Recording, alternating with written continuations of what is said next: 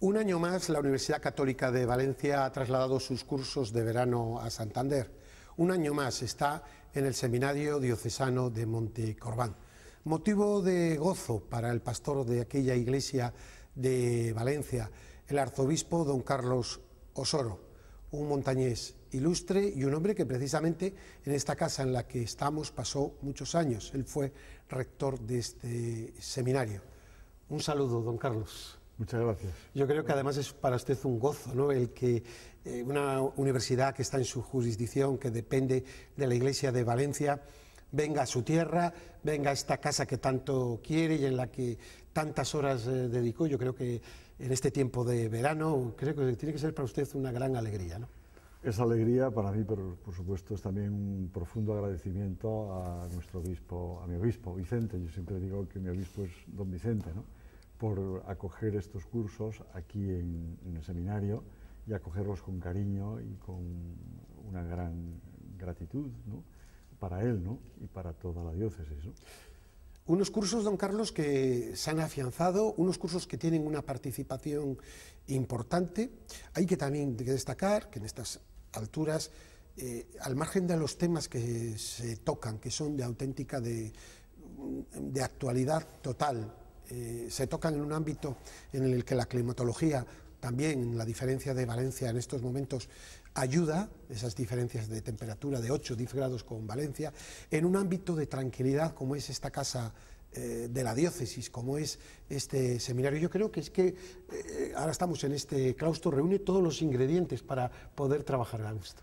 Los ámbitos en los que se realizan las cosas son muy importantes, ¿no?, porque no solamente es las cosas que se dicen, sino dónde se dicen, también cómo se dicen, pero bueno, es importante el dónde, ¿no?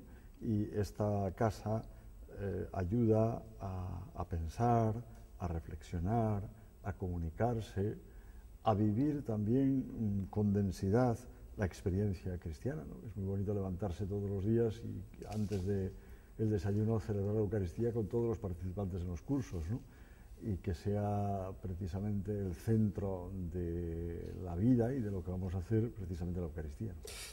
Y los temas de palpitante actualidad, temas que nos afectan a todos y que desde un punto de vista cristiano, desde un punto de vista prudente, se abordan por parte de importantes especialistas. Tanto los del año pasado como en estos se ve un interés especial, don Carlos, en tocar esos temas que ahora mismo llaman más la atención, que más nos preocupa. Yo creo que esta es la misión de la universidad, ¿no?, y en concreto de estos cursos también, es reflexionar sobre los temas candentes y no solamente hacer una reflexión, sino buscar salidas a estos temas y decir, en ese intento de siempre que tiene la universidad de buscar la verdad y de ponerse ante la verdad, ¿no?, pues también dar salidas de esperanza, ¿no? Este momento que vive España y que vive Europa, pero España especialmente, es un momento en que todos los lugares de pensamiento y de creatividad tienen que ser lugares de búsqueda de salidas también en la verdad. Y yo creo que este es un ámbito especial, ¿no? No digo que sea esta la solución a todas las cosas, pero que sí un grupo tanto de profesores especialistas en economía, en medicina, en derecho, en pensamiento cristiano, en pedagogía, en psicología, pues se pongan a reflexionar, a trabajar. Yo creo que esto es muy importante. Usted ha dicho estos días la importancia, y creo que con muchísimo acierto, que tiene la educación. No solo yo creo que desde el punto de vista de la educación en la fe, por supuesto, sino la educación en valores, en la globalidad del ser humano, y usted ponía el énfasis precisamente en la educación. Usted en su diócesis tiene la suerte de contar con muchos colegios diocesanos, de contar con una universidad, pero evidentemente al margen de eso hay otros ámbitos en los que se puede trabajar. Creo que acertadamente la educación, el futuro de la fe también. Yo digo que este es un gran problema, ¿no?, porque en el fondo, lo que acucia a esta sociedad y a la cultura en la que estamos es una cuestión antropológica.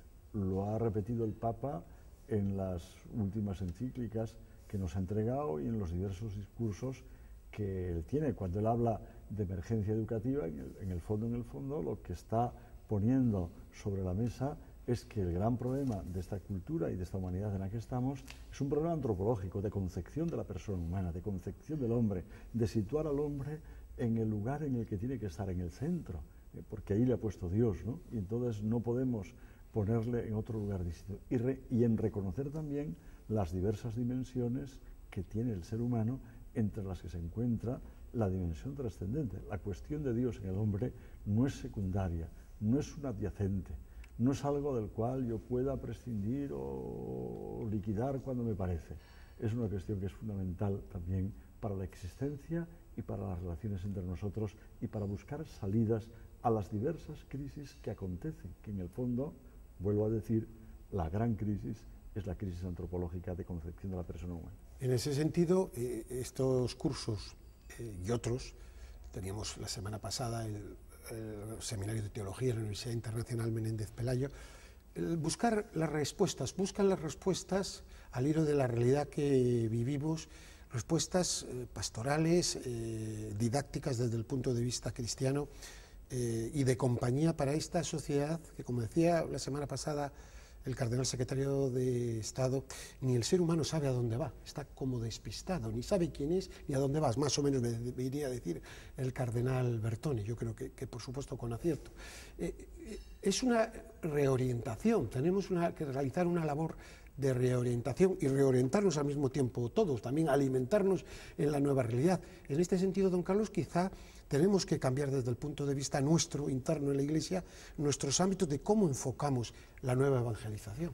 Claro que sí, porque cuando decimos que lo que está en cuestión es el hombre, es la antropología, ¿no? Esta no es una cuestión secundaria. Al ser humano no le vale todo. No podemos estar en una cultura en la que sea la cultura de todo vale. No todo vale para la construcción, para el desarrollo de la persona humana, para el desarrollo de la sociedad, ¿no? Precisamente estamos en la cuestión central de la nueva evangelización. La nueva evangelización es un intento de mostrar a esta cultura que muchas veces ha nacido en un ámbito cristiano y tiene unas raíces cristianas, pero que sin embargo se han abandonado. En el fondo se ha abandonado la concepción que nuestro Señor Jesucristo nos revela de lo que es el ser humano y lo que es la persona humana. Es decir, si yo quiero saber algo del hombre, de lo que es el hombre, tengo que mirar a quien de verdad ha mostrado, no solamente con palabras, sino en su propia existencia, lo que es el ser humano. Y todos, creyentes y no creyentes, admiramos o admiran de una forma especial también la persona de Jesucristo, el hecho humano de la muestra que Dios mismo ha hecho de lo que es el hombre. En ese sentido, esa forma de presentar la fe, yo creo que como cada día tiene su afán, cada momento de la historia ha tenido su afán y su preocupación, y en ese sentido la respuesta tampoco tiene que ser por parte nuestra. A veces parece que estamos abrumados excesivamente, incluso cansados, daba la sensación como cuando estaban los discípulos junto a Jesús y habían echado las redes y no venía pesca. Pero quizá en eso nos falta un poco ver esa dimensión global y dar unas respuestas desde el ánimo y de la propuesta, y tampoco desanimarnos en exceso, ¿no? Porque parece que a veces estamos a falta de nuestra propia ilusión. La desesperanza es una gran enfermedad que existe en estos momentos, es una enfermedad que está en el corazón y late en el corazón y se contagia a los cristianos, ¿no? Cuando es lo más contrario al ser cristiano. El cristiano nunca vive en la desesperanza, entre otras cosas porque sabe que las soluciones y la luz y la dirección se la va a marcar Jesucristo, nuestro Señor, ¿no? Y entonces es un hombre siempre con esperanza, ¿no? Cuando el corazón humano se deja hacer por Jesucristo, es un corazón en el cual siempre late esperanza ante los problemas que hoy existen. Si nos dejásemos hacer por Jesucristo, todos estaríamos mirando más a los demás y menos a nosotros mismos. Y mirando a los demás somos capaces también de vivir con mucha más profundidad la solidaridad, con mucha más profundidad la justicia verdadera, que es la justicia que nace de Dios mismo y que da no solamente lo que nos merecemos, sino nos da todo, porque Dios da todo. Evangelio, palabra, verdad y vida. Nunca quizá, siempre ha sido verdad, por supuesto, y ahora, pues si cabe, lo reafirmamos más. Quizá tenemos que fijarnos más en esto y no tanto quizá en lo aparente, que también es necesario, en normas que nos conducen. Las normas están en la carretera y son necesarias para no salirnos, para coger la dirección oportuna. Nadie niega las normas, pero no hacer de las normas un todo, sino hacer del Evangelio, eso sí, un todo. Claro está, la gran cuestión hoy es encontrarse con nuestro Señor Jesucristo. Porque cuando uno se encuentra con nuestro Señor, resulta que Él mismo te dice lo que tienes que hacer y lo que no debes de hacer. Y hoy, para todos los cristianos, pero para todos los hombres, ¿no? El buscar una experiencia profunda del Señor, lo dice el beato Juan Pablo II, cuando hablaba de la nueva evangelización, decía 3 palabras que a mí me parece que son importantes y que el Papa Benedicto XVI las ha recogido en muchos momentos de la vida, ¿no? La nueva evangelización tiene que ser nueva en ardor, en método y en expresión. Y cuando habla del ardor, precisamente el ardor se refiere a la experiencia de Dios. Es decir, solo un ser humano, un hombre y una mujer, con una experiencia profunda de Dios, de encuentro con Jesucristo, puede lanzarse a anunciar el Evangelio. Y puede anunciarlo con garantía, con gran esperanza, porque es que sabe que cuando lo anuncia desde el encuentro con el Señor será escuchado. No será un vocero más de unas teorías que tiene o de unas normas que practica, sino será alguien que habla desde lo más profundo de su corazón, de un corazón que se ha dejado transformar por el Señor y que no dice palabras, sino dice experiencias y vidas junto a Dios, ¿no? Y esto es lo que cambia la vida. Usted, en la diócesis de Valencia, ha puesto en marcha algunos proyectos innovadores, algunos proyectos en los que hace que la Iglesia, los cristianos, estén muy presentes en la vida social, cultural, incluso política, pero desde otro ángulo de Valencia. Tenemos este foro de empresarios, tenemos ese plan de proyecto de atención médica a inmigrantes que tiene en marcha, tenemos el tema, alguno de los que nos ha contado, de formativo, de formación. Evidentemente son nuevos campos que hay que explorar, pero lo que está claro es que la Iglesia tiene que estar, los cristianos tenemos que estar en esos campos como propuesta, con humildad, pero sin miedo. Claro está.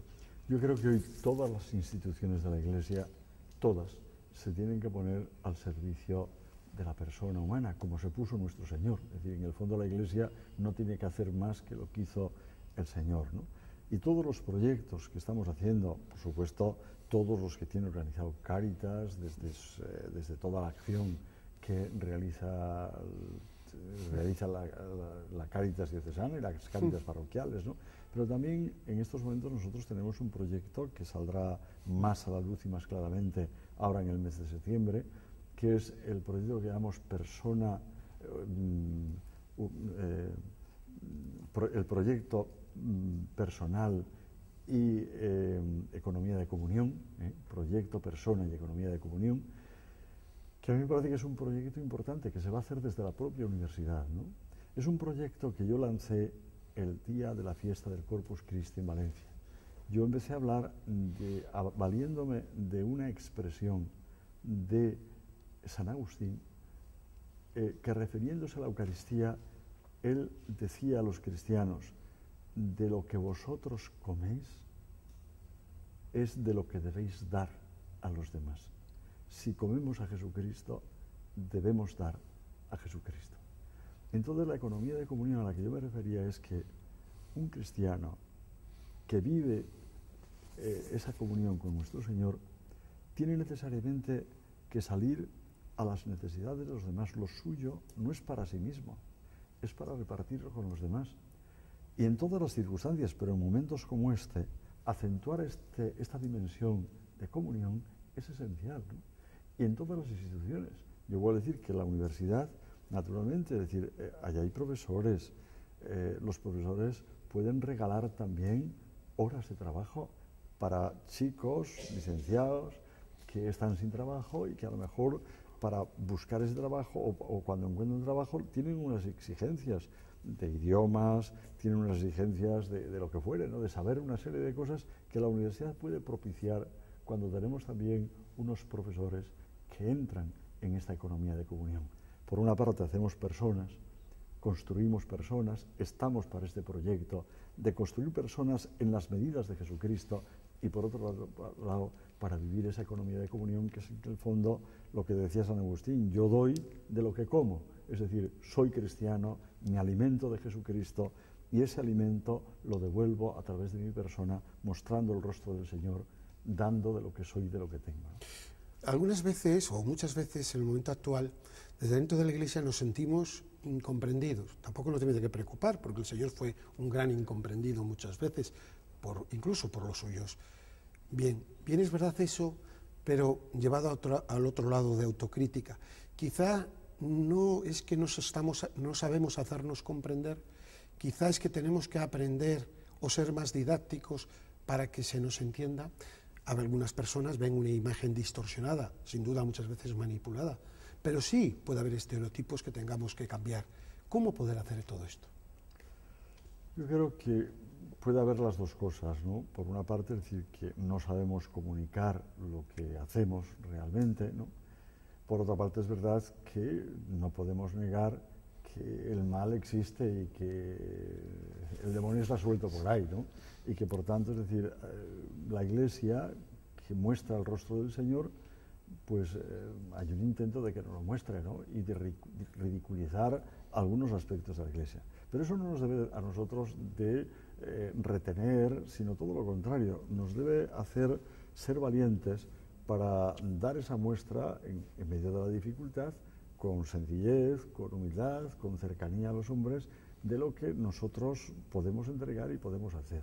Y no solamente, es decir, lo que sí es verdad, que siempre tiene que haber una exigencia, que es ser testigos creíbles.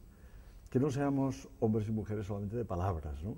Sino que realmente vean gestos y vean hechos, ¿no?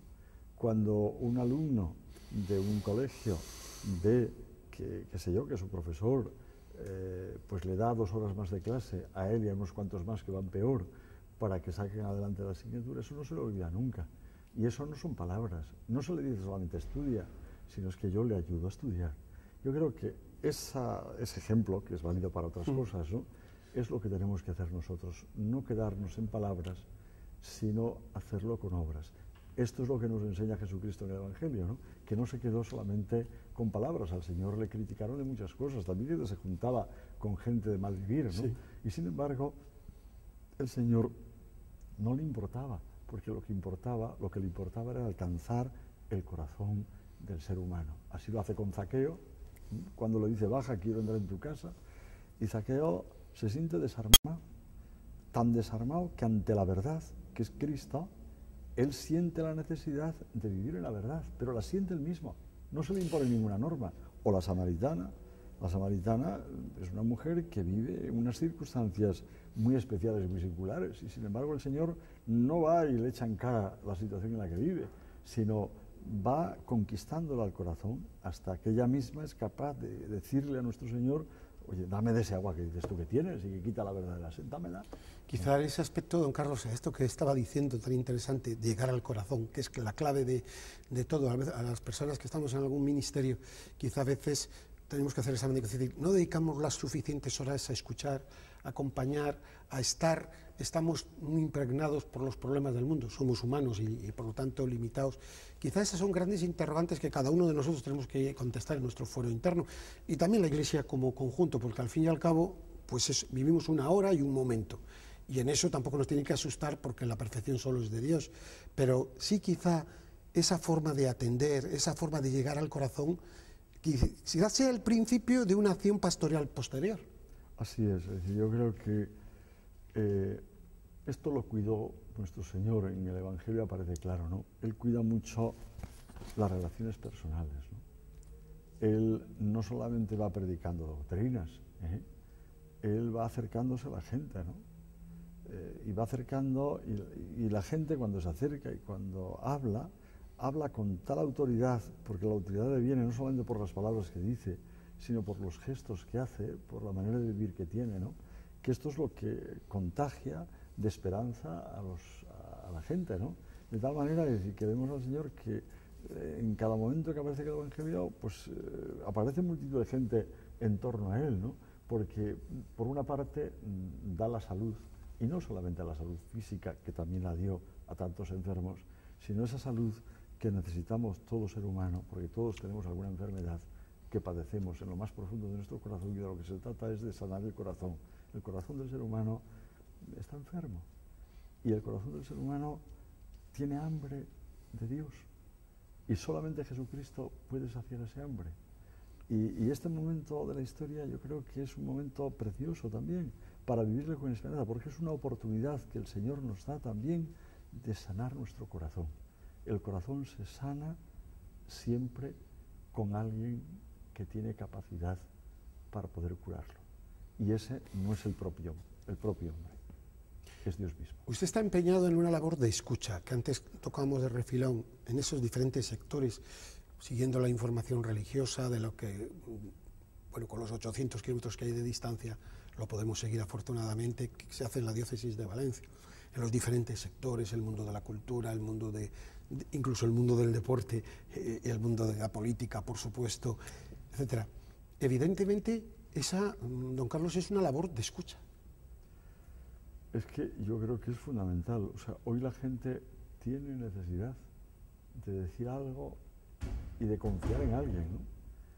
Y yo creo que cuando todos nos ofrecemos para acompañar a la gente y para escucharlo, la gente viene, ¿no?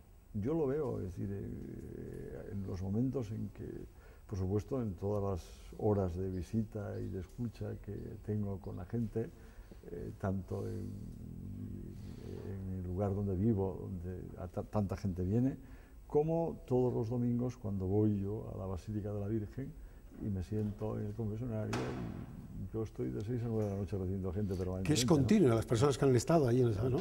Que cientos de personas se confiesan diariamente allí, ¿no? Claro. ¿Y va todos los domingos allí por las tardes? Todos los domingos por las tardes, normalmente. Por ejemplo, este domingo no voy a ir porque estoy allí. Sí. ¿Y igual está allí 4 horas o 3 horas? Desde las 6 normalmente hasta las 9:30 de la noche. Es un tremendo de número de personas. Pero es bueno, y muchas personas que no solo que van a confesar, sino que van con necesidad de hablar. Algunas personas, es decir, además saben que va al arzobispo y van con necesidad de hablar, ¿no? Es decir, por lo que fuere, ¿no? Porque hay cosas que ellos quieren ver o saber.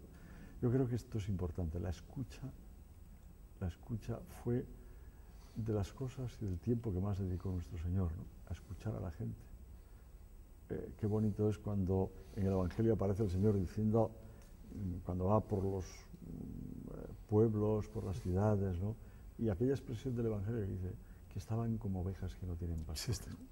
Es decir, el pastor está atento a las necesidades de las ovejas, del rebaño que él tiene, ¿no? Esa imagen del buen pastor que aparece en el Evangelio, ¿no? Es una imagen preciosa, ¿no? Porque aparecen 3 cosas, ¿no? en esa imagen, ¿no? Aparece lo que es la identidad del buen pastor, dónde está la identidad del buen pastor, aparece lo que es la misión del buen pastor y aparece lo que significa vivir en comunión con el buen pastor. Yo creo que esto es importante, ¿no? Y eso la gente necesita de esos pastores, más que nunca hoy. Decíamos antes, medio en broma, medio en serio, si estos muros del Seminario de Montecorbán hablaran, cuántas experiencias, cuántas anécdotas, cuántos momentos vividos. Usted ha sido, en los años más jóvenes, no es que ahora no sea joven, don Carlos, un auténtico especialista en la formación de jóvenes y en la formación de seminaristas. Un gran reto de la Iglesia en esta hora, y viene al hilo de lo del escuchar, es la formación de nuevos pastores. Nuevos pastores que llegan en una sociedad totalmente distinta de la de hace 30 años. Una sociedad compleja, con muchas aristas, con muchas dificultades, una sociedad muy tecnificada en la que, bueno, precisamente hay que acentuar igual mucho más la escucha y la compasión. ¿Cómo enfocar esta educación? A mí me preocupa mucho esa formación. Yo creo que a la Iglesia le preocupa y le debe de preocupar. Es decir, venid a mí que estáis cansados y agobiados y yo os aliviaré. Es un poco la labor también del sacerdote, del pastor, del acompañar. preocupa porque ante esto puede haber respuestas bien intencionadas sin duda, pero que tratan de un retroceso algo que, como decía el otro día el señor Cardenal, no va a volver, porque no va a volver, y es como una vista hacia atrás que no lleva a ningún sitio. ¿Cómo se puede formar al nuevo sacerdote del siglo XXI? Ya sé que lo fundamental tiene que ser un hombre de oración, etcétera, pero para dar respuestas.